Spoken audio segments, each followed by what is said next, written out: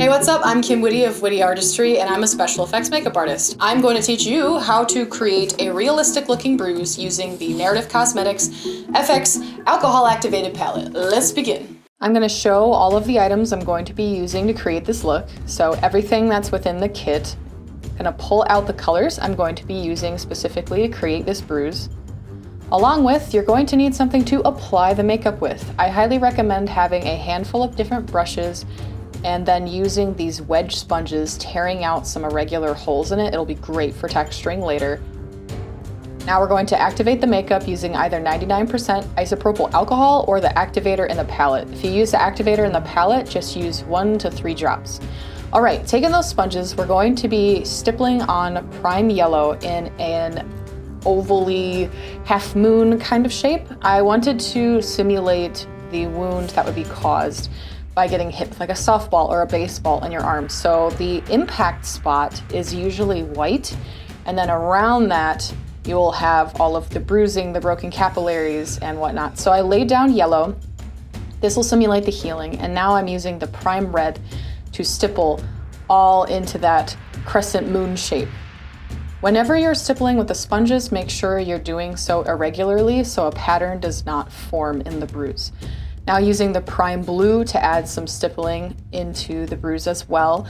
On the bottom right hand side where you see the bruise is thicker, that's usually what happens with bruises. At the impact spot, the blood will pool in the meatier part of the arm or the leg. So that's the thicker part of my arm, so that's where I decided to have the bruise be thicker. I'm adding in some fresh blood and bruise tone into the look as well. Stipple that around, bringing back the blue.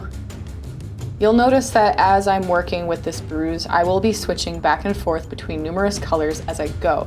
Like right now, I'm going to add in more yellow. With this product, it is important to go back and forth between layers and apply it thinly. At first, it looks more realistic that way instead of having to blend with a clean sponge and 99% isopropyl alcohol over and over and over again. You can always take off some of the layers or some of the thickness of the paint using the 99% isopropyl alcohol or the activator on a clean sponge.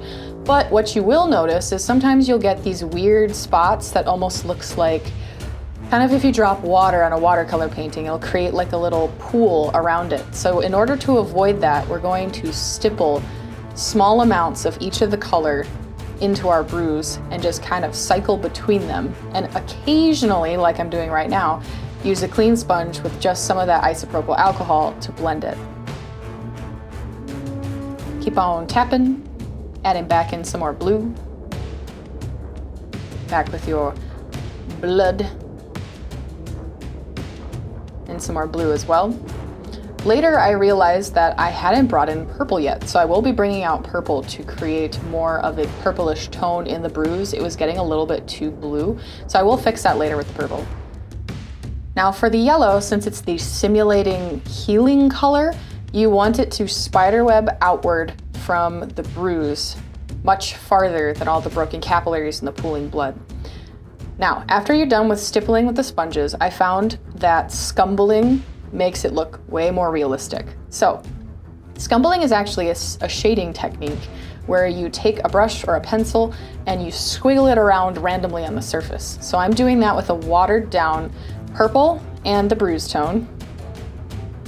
And you just want to randomly move it around on your arm. Don't think about it, don't do a pattern, it's very relaxing. Just scumble it around on the arm, it'll work great.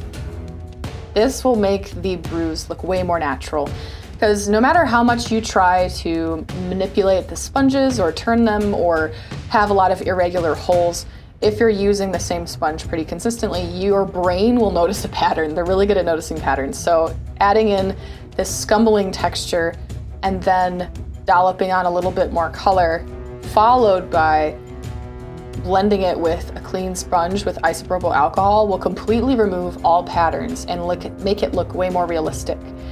What's so cool about this alcohol activated paint is how realistic it looks because it's super translucent. It'll actually look like it's sitting underneath the skin.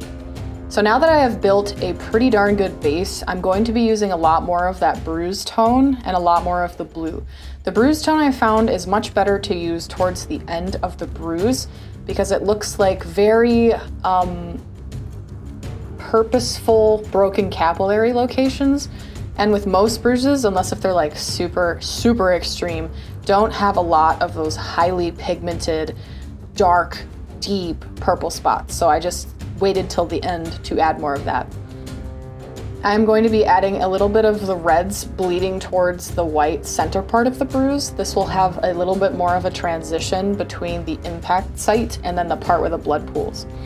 Now the blues and purples actually represent where the blood will pool underneath the skin. And then the bright reds is the fresh, wounded, broken capillaries. Really cool effect I figured out when I was working with this is if you take a thick, highly bristled brush and a little bit of that yellow and you stipple it around the edge of the bruise, it'll look way more realistic. On top of, as you tap it into the rest of the bruise, it will help blend the bruise and all of the colors together, but without overpowering them with yellow. Adding a little bit more scumbling here and there.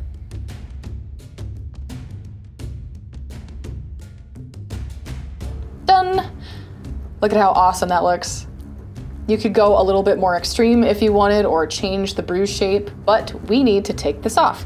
So let me instruct you on how. You're going to use the remover or 99% isopropyl alcohol, spray it on the wound, let it sit for a bit, and then wipe it off with either a rag or a paper towel or a cotton swab, and then just repeat that process until your arm comes off clean. This stuff is waterproof. It works great in movie scenes, it'll work great in the rain, but this is how you have to remove it. Thank you so much for watching this video. I really hope it helps. Please let me know if it does in the comments below, or if you have any other questions, feel free to reach out. Thank you so much to our sponsor, Narrative Cosmetics, for sending me this kit. You guys are awesome. And if you want to get yourself a kit or pieces or parts of this kit, please check the description below for the link or go to narrativecosmetics.com. And a huge shout out to my wonderful Patreon producers. Wah, wah, wah, wah. Without you guys, I couldn't create makeups like this, so thank you so much for helping what I do here and supporting my dreams. Mwah! I love you, and I'll see you in the next video.